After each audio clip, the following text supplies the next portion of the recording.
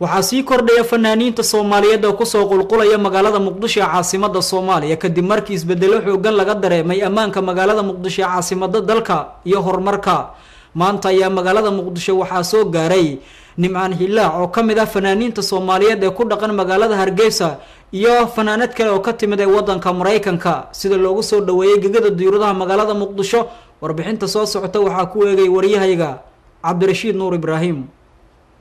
qaar ka mid ah fanaaniinta Soomaaliyeed ayaa maanta garoonka diyaaradaha Aadan Cabdulle Cismaan ee Aadan Cadde ku soo dhaweeyay barqanimadii maanta fanaanka da'da yar ee Nimcaan Hilaac oo sanadihii dambe ka mid ahaa fanaaniinta loogu jecel yahay kuwa qaada heesaha.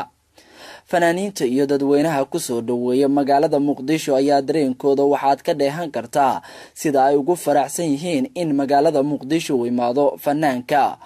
oo ka yimid magaalada Hargeysa ee dalkeena Soomaaliya isagoona la filayo in habeenka Ciidul Fidriga in caasimada uu ku qabto bandhig faneed loogu magac daray ciida iyo farxadda. Fartuun Cumar oo kamid ah fanaaniinta Soomaaliyeed oo iyana muddo badan ku maqnayd qurbaha ayaa sheegtay inay aad ugu faraxsan tahay dalka in ay imaado ayna ku qabato bandhig faneed ayadoona maanta kamid ahayd dadkii ku soo dhaweeyay gegada diyaaradaha ee magaalada Muqdisho. Nimcaan Hilaac muna isma laha markaan soo degay dhowr mar baad diyaarada inaan ku laabto cabsi darteed ka sawiradaas baan ka haysanaa in wadanku nabad uusan ahayn in meel kasta qarax iyo xabad iska socoto in carigu baaba yahay laakiin arintaas waxba kama jiraan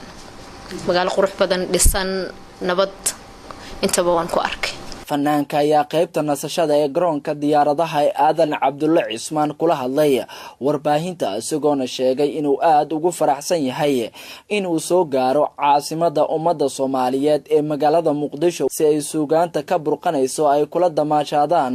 dadka reer Muqdisho maalinta Ciidul Fidriga. waxaan leeyahay Soomaaliya nabad in horta waa markii ugu horeysay aan imaado Muqdisho ruuxantii aad baan ugu faraxsanahay صور كان هيستي تمام قياسي كرا horta cabsiday ku jirtay laakiin ma sha Allah wallahi dhuko nabad insha Allah waxaan aan jeclaystay ama in badan aan qalbiga ku hayay inaan marno aga hadhigo intii way suurta gashay yaa ku suurageliye Ilaahay weyn subhanahu wa ta'ala ka soo yaa ku suurageliye Ilaahay ka soo in hay'adda CCD iyo Ismaaciil Jilaaw saaxiibkayna salaamayo in ruuxantii muhiimada aan imidna waxay tahay in bulshada Soomaaliyeed kula ciido صح caasimada Muqdisho wax badan aad Muqdisho ka barato hadii la helo insha Allah. tan iyo markii caasimada Soomaaliya ay u hana qaaday dhabihii horumarka iyo dib u dhiska dalkeena ayaa waxaa caasimada ku soo qulqulaya fanaaniin Soomaaliyeed oo doonaya in murtidoodu ay kula damaashadaan dadka reer Muqdisho oo sanado badan ku jiray dagaal iyo burbur balse haatan marka aad dhex taagan tahay bartamaha magaalada Muqdisho waxaad arkaysaa daarada dheer iyo horumar ka socda dalka Soomaaliya waana tan ku dhalisay fanaaniin fara badan in ay u soo hirtaan caasimada dalkeena Soomaaliya si ay suugaan ugu dhax qaadaan waana dhabaha dhabta ah ee magaalada Muqdisho ay iminka marayso. Cabdirashiid Nuur Ibraahim, telefishinka qaranka Soomaaliyeed, magaalada Muqdisho.